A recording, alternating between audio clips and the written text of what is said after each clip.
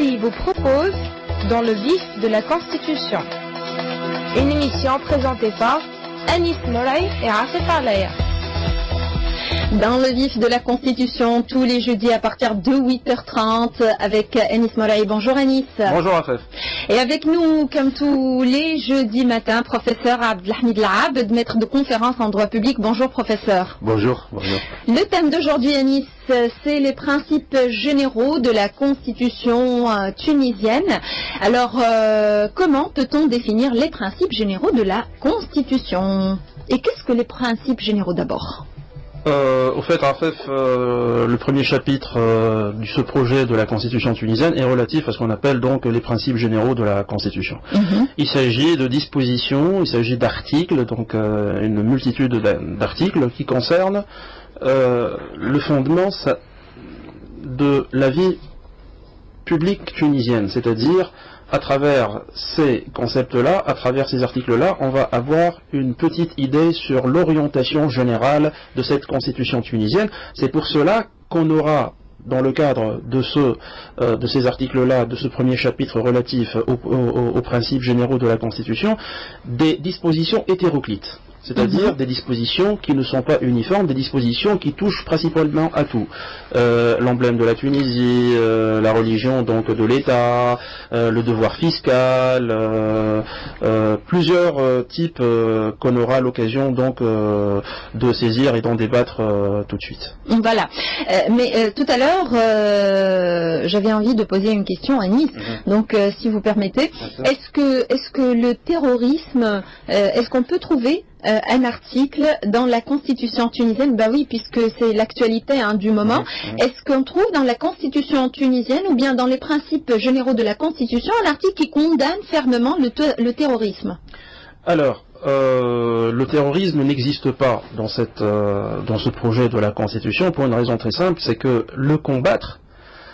on peut le combattre avec des dispositions législatives, c'est-à-dire avec des dispositions relatives à la loi. On n'a pas besoin de mettre dans la Constitution donc le fait de combattre le terrorisme en tant que tel, parce que d'abord le terrorisme en Tunisie est nouveau, même s'il existait auparavant sous d'autres formes, mais en Tunisie actuellement il est nouveau. Ce n'est pas réellement un fait ancré en Tunisie, et on n'a pas surtout besoin de le mentionner comme tel. Le fait de dire que l'État tunisien dispose d'un régime républicain, et on verra aussi quelques modifications qui ont été apportées par la commission de consensus au sein de l'Assemblée nationale constituante, garantissant et confirmant donc l'aspect civil de la Tunisie, je pense que c'est la meilleure réponse à l'éradication du terrorisme. Du moins, on n'aura pas l'occasion donc de lui donner des germes doctrinaux, des germes donc au niveau donc de la Constitution par rapport à ça.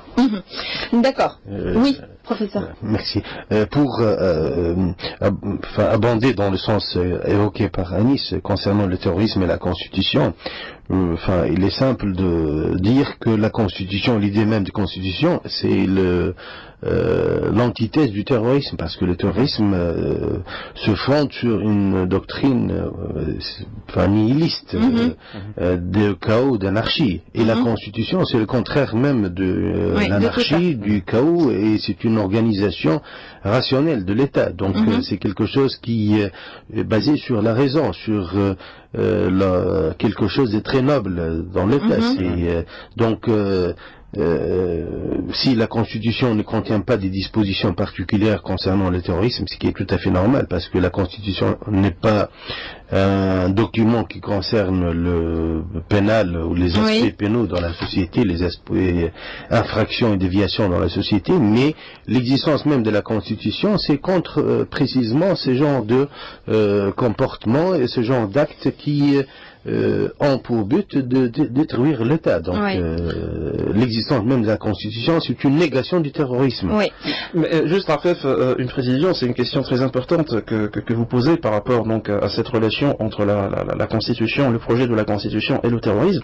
Il faut juste savoir que dans les drafts, dans les moutures qui ont précédé ce dernier draft, on a mentionné quelques ambiguïtés et quelques problématiques qui ont suscité des polémiques au niveau juridique, notamment, c'est Abdelhamid confirmera mes propos tout à l'heure, notamment entre l'article 1er donc de ce projet qui est relatif donc aux dispositions donc générales que nous sommes en train d'étudier, d'en débattre, et puis l'article 141 qui lui a été complètement supprimé et écarté hier même par la commission de consensus. Alors le problème c'était quoi? C'était d'une part il y avait cet article premier qui dit que la Tunisie est un pays donc indépendant, est un pays libre dans la religion, dont la langue est l'arabe et la religion est l'islam et la République est le mode de gouvernance. Voilà.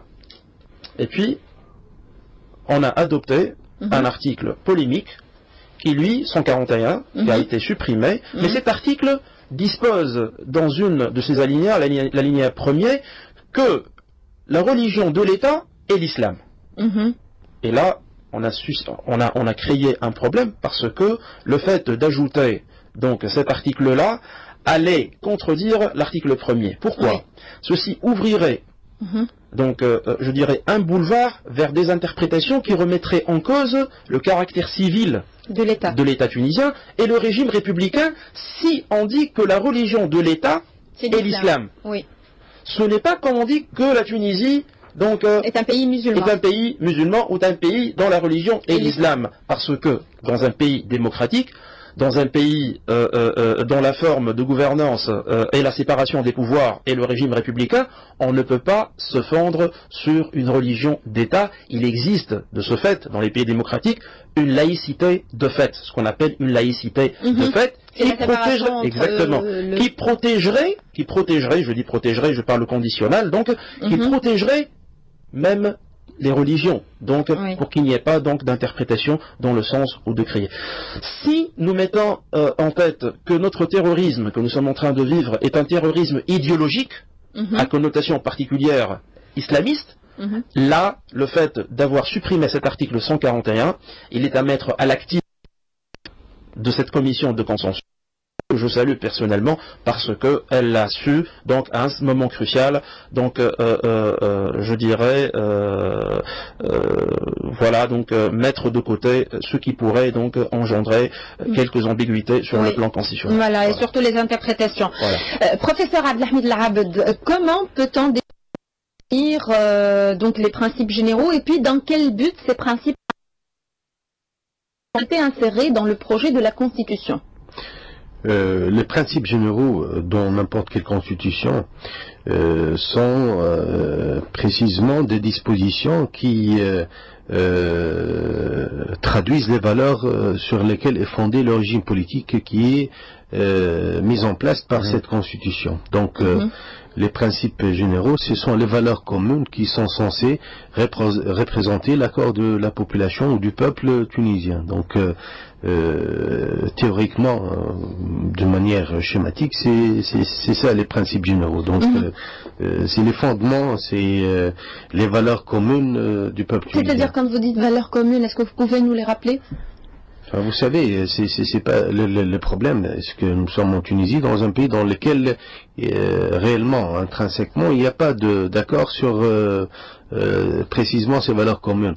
Finalement, ça se réduit à peu de choses. Finalement, la langue peut-être, la religion, si on évoque ça. Le régime politique, au moins la forme du régime politique, c'est-à-dire un régime républicain, et aussi chose nouvelle qui a été plus ou moins ajoutée, qui allait de soi il y a plusieurs années, plusieurs décennies, c'est ce qu'on appelle ici l'état civil. Et je dois aborder cette question parce que il y a ici un problème de confusion et de mauvaise utilisation de concepts. Parce que si on utilise le mot, l'expression état civil, théoriquement, l'opposé de l'état civil, c'est l'état militaire. Mais la Tunisie, dans toute son expérience d'état indépendant depuis 1956, n'a jamais connu de régime militaire. Donc l'État est toujours un État civil dans ce sens. Oui. Mais la confusion provient du fait qu'il y a un amalgame entre le civil et le religieux. Donc déjà la disposition générale de la Constitution utilise des termes qui sont plus ou moins sujets à interprétation. Donc au lieu que les dispositions générales traduisent les valeurs communes, etc., les dispositions générales dans le texte actuel du projet de la Constitution vont aussi ouvrir la porte à des interprétations et à des choses qui sont contraires à la Constitution elle-même, parce que finalement on ne sait pas de quoi on parle. Parce qu'il y a plus ou moins, les constitutions tunisiennes de 2011 et qui ont fini plus ou moins, sont en train de finir leurs travaux, n'ont pas épousé quelque chose qui soit clair. Pourquoi? Parce qu'il n'y a pas réellement en Tunisie un consensus sur la forme de gouvernement, la forme de l'État tunisien, sur le projet de société. On ne sait pas exactement. Il y a une partie du Tunisien qui veulent un État carrément dans l'aspect musulman, application de charia, si on ne sait pas exactement ce que c'est, etc. Donc il y a d'autres qui vous disent que nous avons besoin d'un État qui applique la loi, le droit positif tel que posé par les personnes comme vous et moi. Donc nous ne sommes pas un pays qui a atteint un degré de sérénité, d'apaisement qui permet d'avoir un texte qui va durer dans le futur. Ici nous avons le germe de la discorde. Je serais plus mesuré dans mes propos que Saad Abdelhamid par rapport donc à ça, parce que Saad Abdelhamid, je pense qu'avec la suppression de cet article 141, je pense que là il y a une confirmation donc du caractère, je dirais, civil de l'État, surtout que nous avons abordé la dernière fois en fait la question de la supraconstitutionnalité, ces normes qui sont supérieures à la Constitution et qui ne peuvent en aucun cas changer. Et ben avec la suppression donc de l'article 141, on a érigé quand même donc dans cette mouture le régime républicain et le caractère civil comme des normes supraconstitutionnelles. Et personnellement, je pense qu'il s'agit d'une avancée majeure. Inamendable. Inamendable, exactement, qu'on ne peut pas réviser, qu'on ne peut pas, c'est-à-dire on va chapeauter la Constitution avec deux normes infranchissables, inviolables, quoi qu'il arrive. C'est-à-dire même les parlements, même le pouvoir législatif, quelles qu'en soient les couleurs, donc ne pourra jamais remettre en cause ces deux fondements, c'est-à-dire l'état civil et le régime républicain. Le problème provient de cette façon de présenter les choses, de cette confusion dans les esprits qui est jetée par le mot état civil. Parce que l'état tunisien est toujours et le sera dans le futur état civil. Et le contraire, l'antithèse de l'état civil, c'est l'état militaire. L'état tunisien n'a jamais été un état militaire. Et ici, lorsqu'on vous parle d'état civil, c'est comme si vous parlez d'un état réellement, comme vous venez de le dire, un état laïque du fait, ou de fait.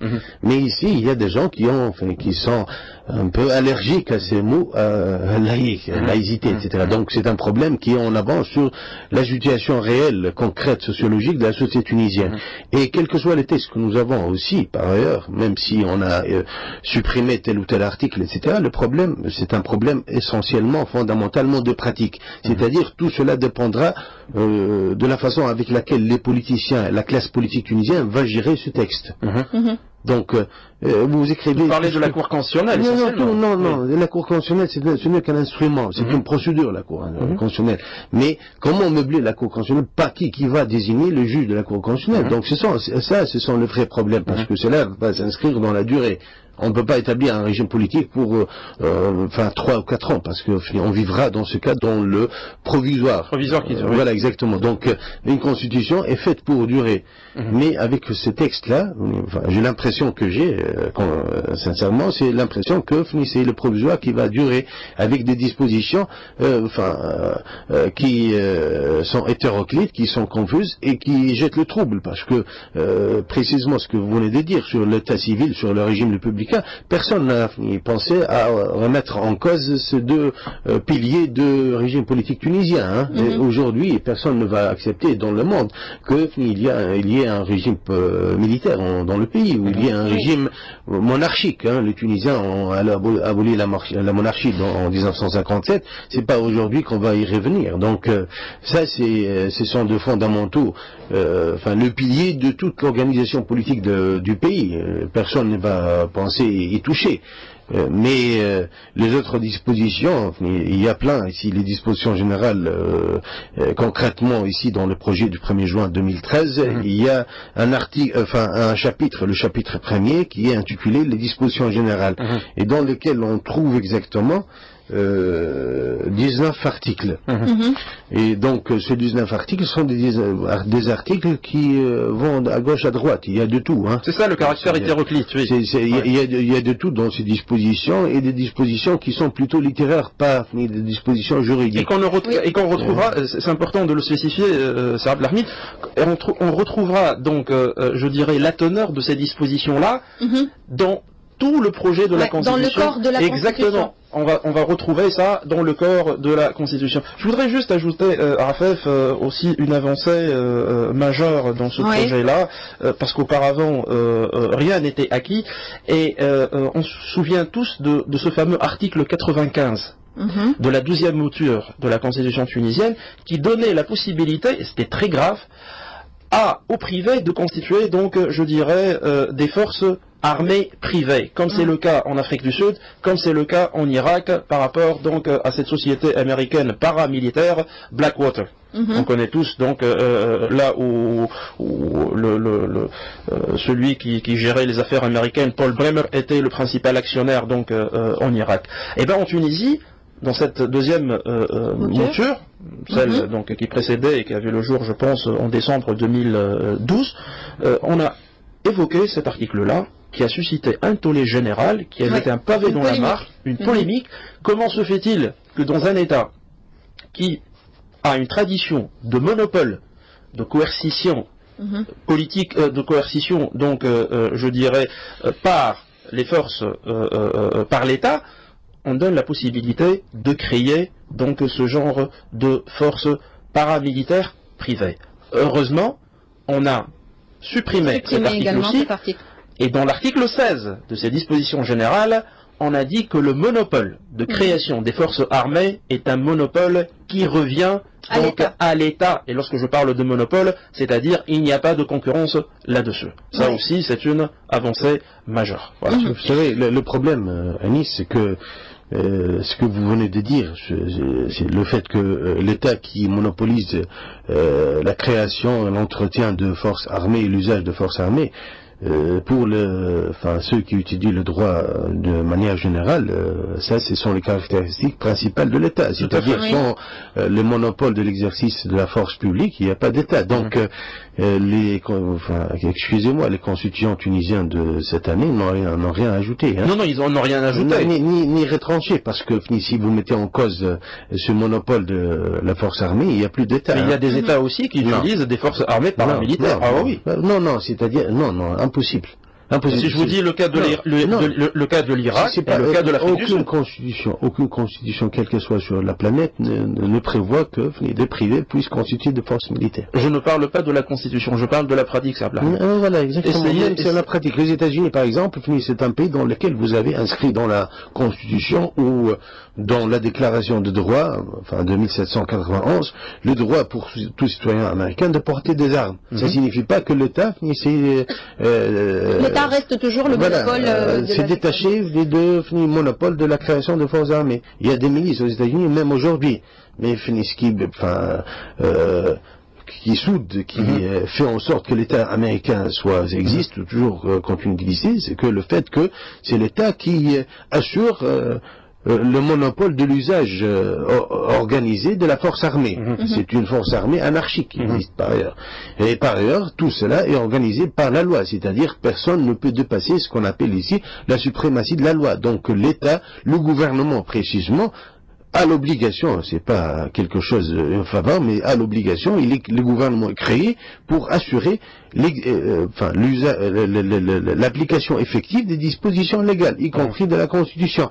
Donc, les constitutions tunisiennes n'ont pas fini à apporter une nouvelle vérité, aux vérités qu'on connaît. Je terminerai juste, Rafef, avec une remarque qui doit être faite. Donc, dans les principes adoptés dans le projet de la Constitution, on trouve la devise de la République qui a changé. La devise, c'est l'ordre, liberté et justice. Ordre, liberté, justice, et on a ajouté donc la dignité. Ce qui nous pousse à se demander comment la dignité va s'illustrer. Lorsqu'on dit l'emblème, c'est l'emblème là où on a donc un bateau, donc on a un lion et on a donc une balance. Là on a ajouté la dignité. Bon, déjà la configuration, c'est-à-dire l'illustration, l'identification, l'illustration essentiellement donc de la dignité. Comment on va mettre cette dignité, donc comment on va l'illustrer de façon, je dirais, c'est ce qu'on appelle, ce sont des exercices inutiles. C'est-à-dire les constitutions tunisiennes ont perdu leur temps à créer quelque chose qui n'existe nulle part. Mais la dignité, c'était aussi l'un des slogans de la Révolution. Tout à fait. Voilà, c'est pour ça que ça a été adopté. Tout à fait, on comprend tout à fait. Surtout aussi que ce changement-là va affecter même les insignes des militaires, les insignes donc, je dirais, des forces armées, les insignes, ce qui va engendrer aussi un coût qui est énorme. Voilà. Alors, on termine avec une dernière question. Quels sont les principes les plus importants retenus dans ce projet de la Constitution, Anis ? Alors, comme je viens de le dire, on a confirmé, pour récapituler déjà que la Tunisie est un pays qui est indépendant, qui est libre dans la religion et l'islam et la langue et l'arabe, ce qui n'a pas changé depuis donc la Constitution de 59, que c'est un article qui a fait le consensus, et heureusement maintenant c'est l'article majeur donc de référence à l'État.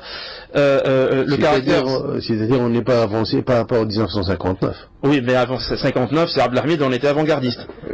Voilà. Et bien sûr, donc c'est qui confirme que l'exercice d'Outanté, c'est un exercice qui jette la confusion, qui n'établit pas un régime qui va durer. Oui, mais jusque-là, c'est Abdelhamid, on est en train donc de donner les caractéristiques qui ne changent pas de la Tunisie. La Tunisie reste libre, la Tunisie reste indépendante, la Tunisie reste musulmane et la Tunisie reste parlant l'arabe. Oui. Voilà, donc, il y a des changements, est-ce qu'on peut avoir une confirmation? D'ailleurs, on peut lire ça partout.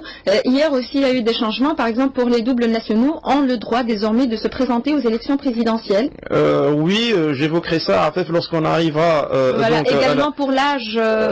Oui, mais si vous voulez, on peut parler de ça brièvement. Tout simplement que les binationaux, c'est un projet qui germait un peu donc avant l'assassinat de Brahmi, paix à son âme, et selon lequel les binationaux pourraient se présenter donc aux élections présidentielles si jamais ils s'engagent par écrit que s'ils sont retenus, donc ils renoncent à la deuxième nationalité.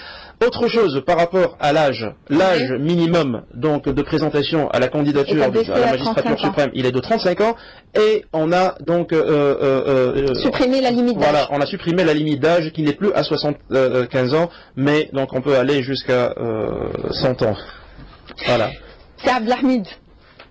Je reviens à ce qu'a dit Anis, j'abonde dans son sens, c'est-à-dire que les dispositions générales qui sont aujourd'hui de 19 articles, c'est-à-dire c'est un ajout par rapport à l'ancienne constitution de 59, qui était des 17 articles. Quantitativement, donc dans ces articles, on a ajouté beaucoup de choses. On a parlé du peuple, de la suprématie de la loi, du principe de la souveraineté populaire, l'égalité entre les citoyens. Il y a aussi des choses... la décentralisation comme mode de gouvernance administrative. Le principe de non-ingérence des politiques dans les institutions d'éducation ou dans les mosquées, etc. La neutralité aussi. Voilà, c'est le principe de neutralité exactement. Donc, l'autre ajout, c'est le fait qu'on a consacré un article aux forces armées, à l'armée nationale, comme étant garante de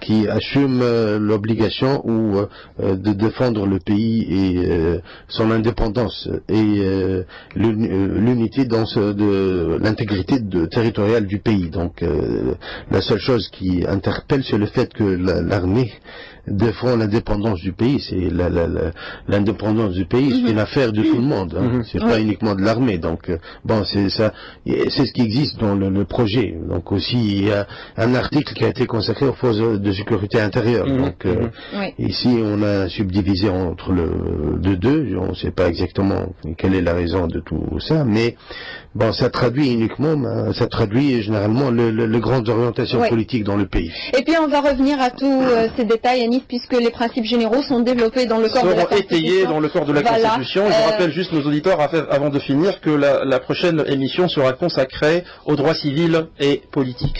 Voilà, merci beaucoup. Merci professeur Abdelhamid Labd, je rappelle professeur universitaire, maître de conférences en droit public. Merci Anis. On se retrouve mercredi prochain dans le vif du sujet. Je remercie infiniment Mahmoud Basli pour sa collaboration technique. Slahdine Bembarek vous présente le flash de l'actualité de 9h. Bonne journée, au revoir.